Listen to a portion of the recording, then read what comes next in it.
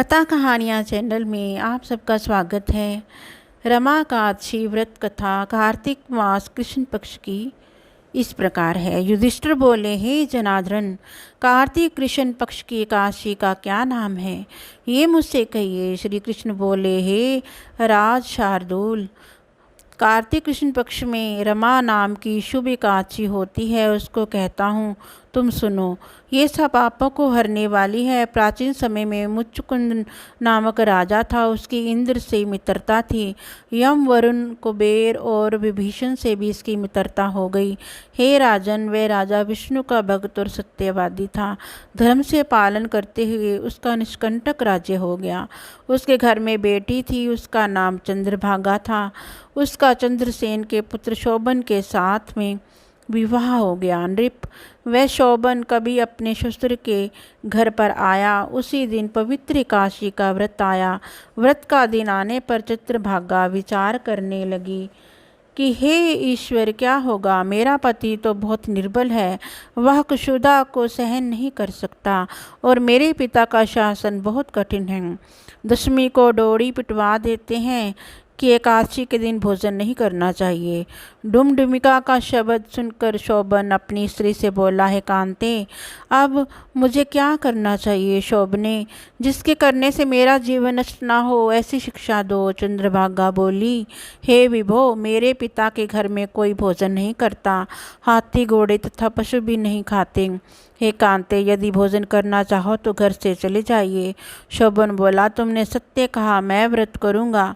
जो भाग्य में लिखा है मैं वैसा ही होगा। इस प्रकार भाग्य का विचार करके उसने उत्तम व्रत को किया। भूख प्यास से शरीर पीड़ित हो गया और वह बहुत दुखी हुआ। वह व्याकुल हो रहा था। सूर्य अस्त हो गया। वह रात्रि वैष्णव मनुष्यों को हर्ष बढ़ाने वाली हुई। हे नृप शार्दूल, भगवान की पूजा करने वाले और जागरण करने वाले को वह रात्रि आनंद देने वाली हुई और शोभन के लिए असह्य हो गई। सूर्योदय के समय शोभन की मृत्यु हो गई। राजा ने योग्य सुगंधित चंदन की लकड़ी से उसका दाह कर्म कराया। चंद्रभागा ने पिता के निषेध करने से अपना शरीर नहीं जलाया। उसका अंतिम संस्कार करके पिता के घर में रहने लगी।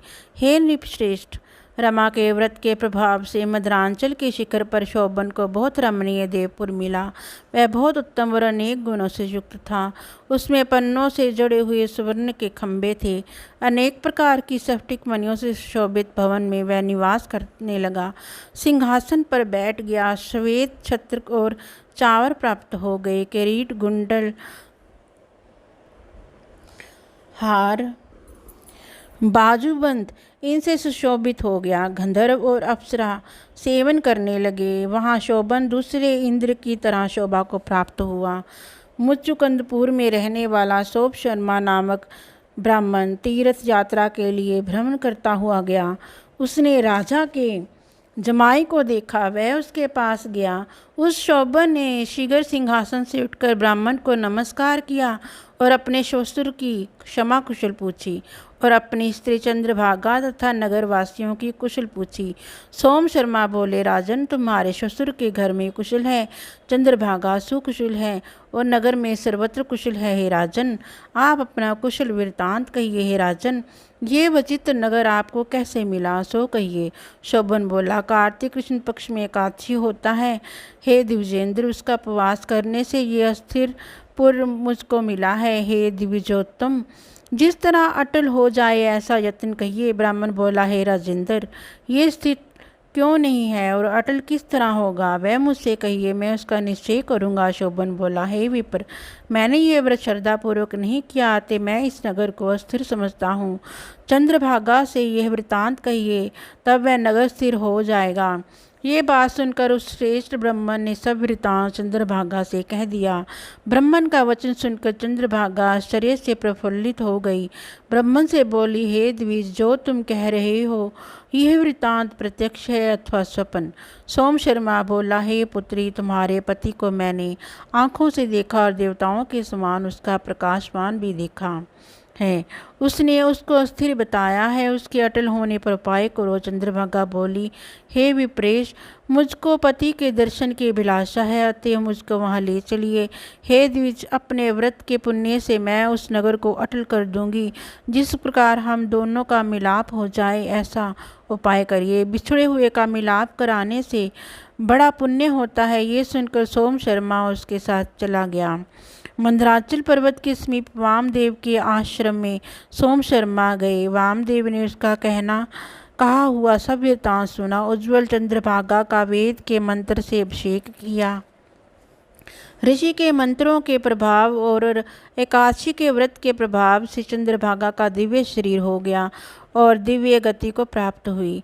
प्रसन्नता से प्रफुल्लित नेत्र किए हुए अपने पति के पास पहुंच गई। शोभन भी अपनी आई हुई स्त्री को देखकर बहुत प्रसन्न हुआ और उसे बुलाकर अपनी बाईं तरफ बैठा लिया। वह चंद्रभागा अपने पति से प्रसन्न होकर सुंदर वचन बोली, हे कांत, जो कुछ पुण्य मेरे पास है उसको सुनिए। जब मैं पिता के घर में 8 वर्ष की थी तभी से मैंने एकादशी का व्रत विधि पूर्वक और श्रद्धायुक्त चित्त से किया है। उस पुण्य के प्रभाव से तुम्हारा नगर अचल हो जाएगा। महाप्रलय तक सब कार्य पूर्ण होंगे। हे नृप शार्दूल, इस प्रकार वे अपने पति के साथ आनंद से रहने लगी। वह दिव्य रूप होकर सुंदर आभूषणों से सुशोभित होकर सुख भोगने लगी। शोभन भी उसके साथ दिव्य रूप होकर विहार करने लगा। रमा एकादशी के व्रत के प्रभाव से वह मदरांचल के शिखर पर आनंद करने लगे। यह एकादशी चिंतामणि अथवा कामधेनु के समान है। जो उत्तम मनुष्य इस व्रत को करते हैं, जो दोनों पक्षों की एकादशी का व्रत करते हैं, निस्संदेह उनके ब्रह्म हत्या आदि पाप नाश को प्राप्त होते हैं। जैसी एकादशी शुक्ल पक्ष की है वैसे ही कृष्ण पक्ष की है। इसमें भेद ना समझना चाहिए। जो मनुष्य एकादशी के व्रतों का महात्म्य सुनता है वह सब पापों से छूटकर विष्णु लोक में आनंद से रहता है।